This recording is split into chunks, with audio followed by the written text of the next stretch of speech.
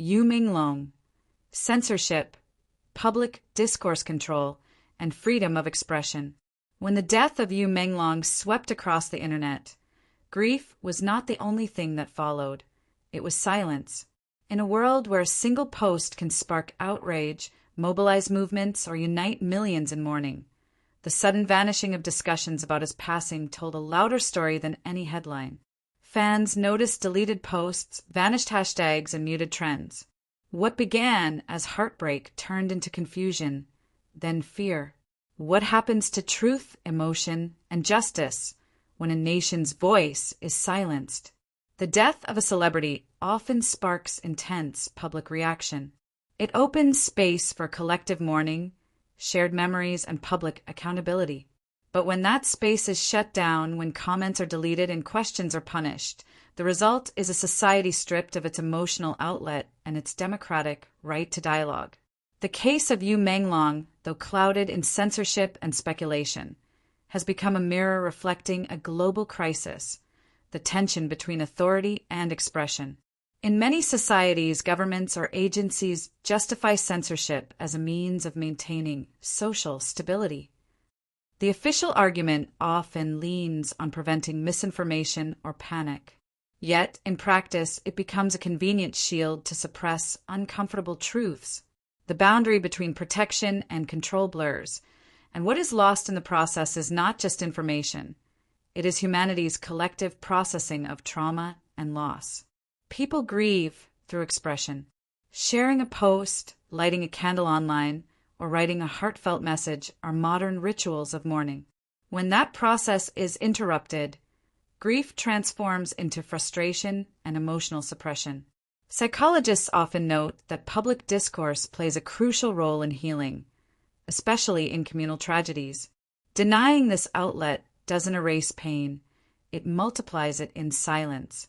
For fans who loved Menglong, the suppression of his memory online was more than an inconvenience. It was a second loss, a theft of emotional truth. Censorship also distorts justice. When narratives are controlled, questions about accountability disappear. Was his death preventable? Was intoxication a factor? Were there lapses in safety protocols? When the public is denied information, rumors fill the void. And yet, those spreading or even questioning such rumors risk punishment. The paradox is stark. Silence breeds misinformation, but questioning the silence invites retribution. Intoxication has been mentioned in whispers surrounding Menglong's tragic end. Though without transparency, truth remains inaccessible. What's undeniable is that intoxication, whether through alcohol or other substances, has been a frequent contributor to fatal accidents in the entertainment world. Pressure, exhaustion, and mental strain can lead public figures to seek relief in dangerous ways. In societies where mental health support is stigmatized or underdeveloped, this pattern repeats itself with devastating consistency. The link between intoxication and fatality reveals a broader failure, the absence of systemic safety nets. Public figures live under extraordinary scrutiny, with little privacy and immense expectation. When something goes wrong, blame is quick to fall on the individual. Yet responsibility extends far beyond the personal. It is also cultural and institutional. Did the system provide adequate mental health support? Were work conditions humane? Did anyone intervene when signs of distress were visible? These are the questions a free society must ask. When public discourse is censored, these questions remain unspoken, and the cycle of tragedy continues. The suppression of dialogue doesn't make a nation safer, it makes it blind. Without open investigation and honest reflection, prevention becomes impossible. Governments often argue that censorship protects reputations, national image, or public order.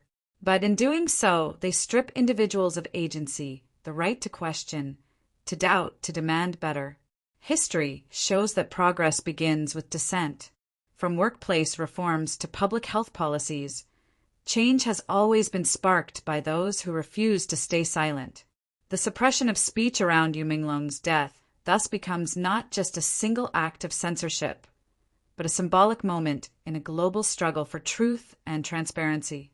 Public discourse control doesn't just harm society, it reshapes it. When people internalize fear of expression, self-censorship becomes the norm. The result is a population that no longer needs to be silenced because it has learned to silence itself. Over time, this erodes civic engagement, weakens empathy, and breeds mistrust. Citizens grow wary not only of authorities but of one another. In a climate where everyone fears consequences, even compassion becomes political. Yet, censorship has another hidden effect. It isolates grief. MENGLONG'S fans scattered across the world found themselves grieving in fragments. Some turned to private messages, encrypted forums, or foreign social media platforms to share memories and theories. This underground mourning community became a quiet act of resistance, a reminder that no matter how strong the hand of control, human connection finds a way. Still, grief in isolation carries a psychological toll. Studies have shown that when people are unable to express or share emotions after a traumatic event, they are more likely to experience anxiety, depression, and prolonged grief disorder. Censorship, in this sense, becomes not just a political issue, but a public health one. It prevents collective healing and replaces shared empathy with confusion and guilt. In MENGLONG'S case, fans express their heartbreak through symbolism, posting songs, art, and coded tributes that slipped past automated filters. Each hidden post became a quiet rebellion, a digital candle in a storm of silence. Their persistence reflected a universal truth. Expression is not a privilege, but a necessity. Beyond censorship, the conversation around MENGLONG'S death also raises pressing questions about intoxication and responsibility. If substance use did play a role, what are the societal factors that make such behavior so prevalent in high-pressure industries? The entertainment world often glamorizes excess while hiding the consequences. Actors, musicians, and influencers are expected to perform endlessly, to maintain an image of perfection while suppressing fatigue, loneliness, and fear.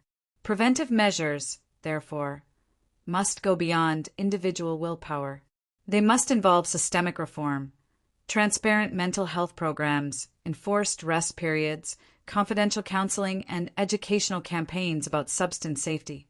Workplaces, especially in entertainment, should integrate wellness checks and destigmatize psychological support. Society must learn to prioritize humanity over productivity.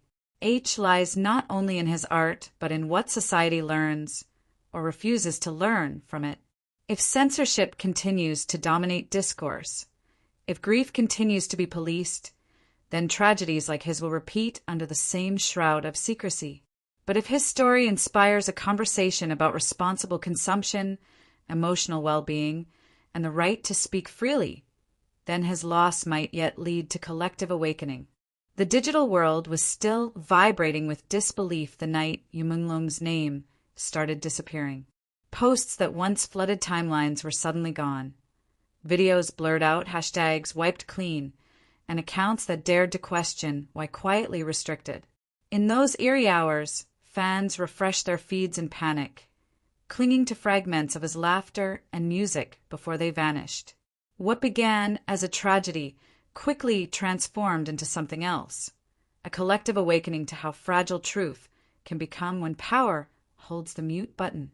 In the glow of phone screens, grief turned into resistance. Fans wrote his lyrics in code, replaced his name with emojis, and shared grainy photos that algorithms couldn't catch. Every act of remembrance became an act of defiance. But behind the rebellion was a deeper question. Why must mourning be hidden? Why must love for an artist feel like a crime? Censorship doesn't just erase information, it erases connection. It disrupts the very human need to process pain together. The silence surrounding MENGLONG'S death fractured that unity, scattering millions of fans into isolated corners of the internet. In these quiet spaces, people whispered their sadness, afraid of being labeled troublemakers. It wasn't just the loss of a beloved artist. It was the loss of community, of shared humanity. Every deleted post carried a message. Some truths are too uncomfortable to tell. But when governments or agencies decide what emotions are acceptable, society loses more than speech, it loses its soul. The state's desire to maintain stability often hides a deeper fear that open grief can spark uncomfortable questions. Who is responsible? Could it have been prevented? And what does this say about how we treat the people who entertain us until they break? MENGLONG'S passing reignited a painful conversation about the unseen pressures of fame. Behind the cameras and curated smiles, there is exhaustion, loneliness, and sometimes quiet despair. When whispers suggested intoxication played a role, it revealed not scandal, but suffering. In high-pressure industries where sleep is scarce and vulnerability is weakness, people often turn to what's available: a drink, a pill, a momentary escape. But that escape can become fatal when no one dares to ask, "Are you okay?" The danger is not only in the intoxication itself, but in the silence that surrounds it. When such topics are censored, society misses the chance to learn, to protect, to change. Instead of prevention, there is repetition. Instead of compassion, there is control. Imagine for a moment the late-night studio, the flashing lights, the endless rehearsals, the applause that fades as soon as the curtain closes. For artists like Menglong, the world only sees perfection, not the price paid for it. A missed meal, a sleepless night, a hidden bottle. When tragedy strikes, we call it sudden, but often it has been building quietly for years, behind closed doors that no one was allowed to open. And when the system silences discussion, it erases accountability. It protects reputations instead of lives. But the truth is, no image is worth more than a human being. Transparency is not the enemy of order.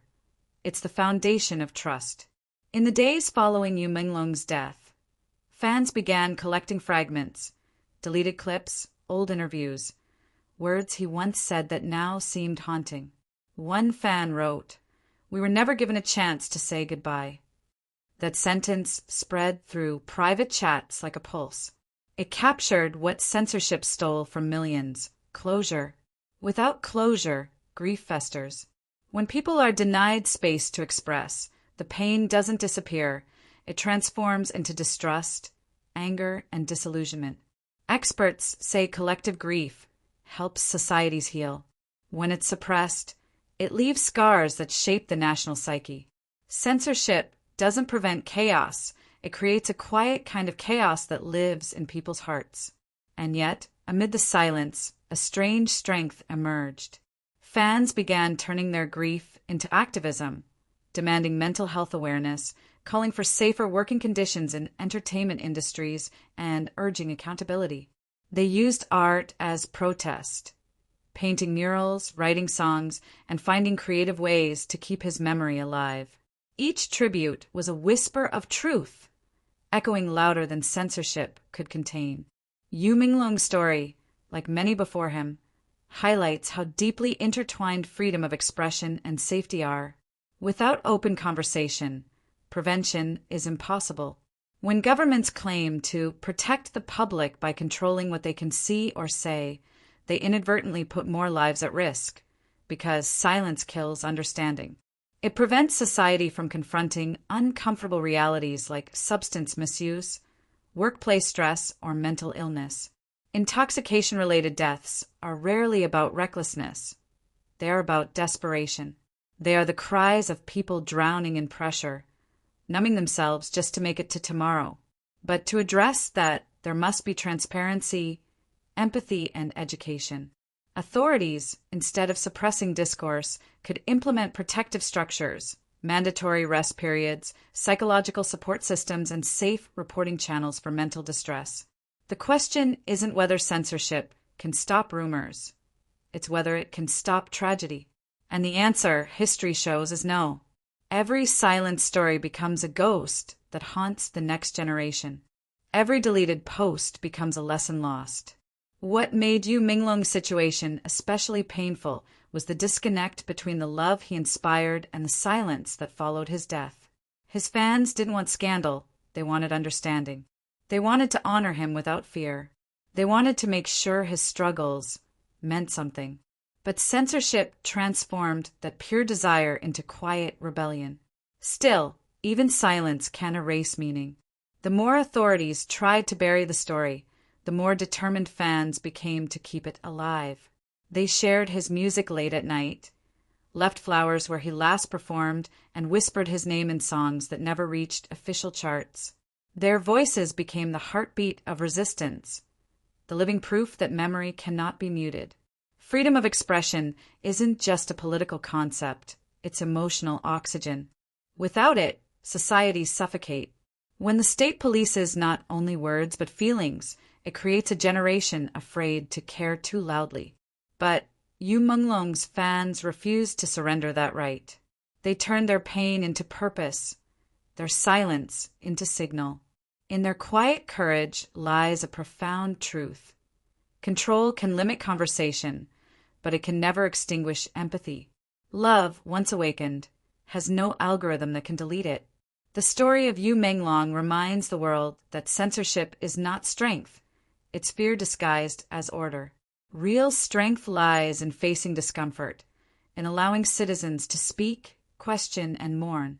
His death, tragic as it was, has become a lesson not just about fame or intoxication, but about the cost of silence.